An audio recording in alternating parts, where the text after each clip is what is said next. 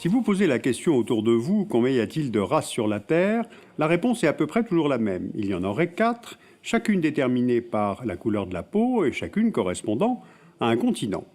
Eh bien, ce que je vous raconte là est complètement faux. Le problème, c'est qu'un très grand nombre d'entre nous pensent cela, et pire encore, les races pourraient ne pas être tout à fait égales entre elles.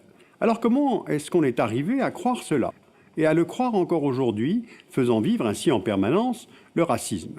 En fait, il y a de nombreuses couches de racisme dans l'histoire des hommes. Le racisme est donc dans nos mémoires. Et bien, c'est de cela dont je voudrais vous parler aujourd'hui.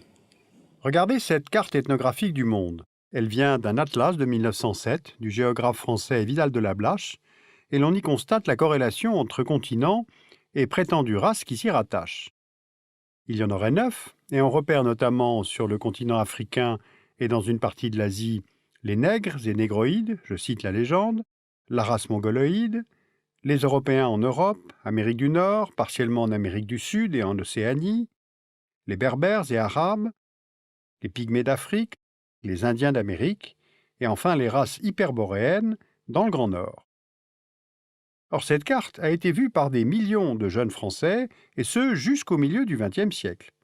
Et cet atlas allemand, de la même époque, donnait à peu près les mêmes informations. D'après ces cartes, l'espèce humaine est divisée en races, c'est-à-dire des populations qui se distinguent les unes des autres par certains traits héréditaires, comme la couleur de la peau, qui est la différence la plus visible. Ce type de catégorisation remonte aux travaux de naturalistes comme le français Buffon ou le suédois Linné. Il s'agit au XVIIIe siècle, en pleine période des Lumières, de définir, de classer. Par exemple, Carl von Linné, dans Systema Natura, définit 4 variétés d'Homo sapiens, auxquelles il associe une couleur de peau et même des caractéristiques précises.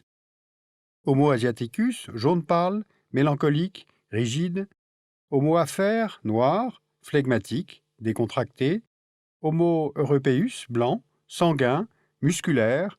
Homo americanus, rouge, colérique et droit. Ensuite, la couleur de la peau n'est pas le seul critère à être utilisé par les savants de l'époque. Dans cet ouvrage de 1801, Histoire naturelle du genre humain, on trouve cette illustration montrant 3 profils, de l'Apollon de la statuaire grecque à l'orang-outang, en passant par le nègre, je cite la légende, et dans cette représentation, le nègre forme le chaînon manquant entre le singe et l'idéal humain. Apparaît ainsi vers le milieu du XIXe siècle une nouvelle science qui a pour objectif de mesurer ces différences entre les hommes pour créer des catégories et ensuite les hiérarchiser. Par exemple en s'appuyant sur l'anthropométrie et la craniométrie. Le représentant de ce courant en France est Paul Broca. L'anthropologue allemand Blumenbach, lui, identifie 5 races. On lui doit la dénomination de variété caucasienne, c'est-à-dire blanche, et Blumenbach estimera que la race noire est perfectible. Les théories raciales se voient ainsi confortées par les apports de la science au XVIIIe et XIXe siècle et peuvent ensuite se diffuser largement.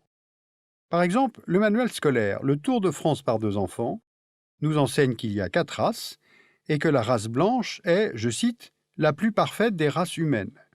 Et songez qu'entre 1877 et 1977, ce livre est vendu à 8,5 millions d'exemplaires, soit autant d'enfants qui assimilent ces idées-là à l'école. Et ces enfants ont été nos grands-parents, ou peut-être même nos propres parents. Alors cela explique évidemment en partie comment nous avons été conduits à penser de façon aussi fausse.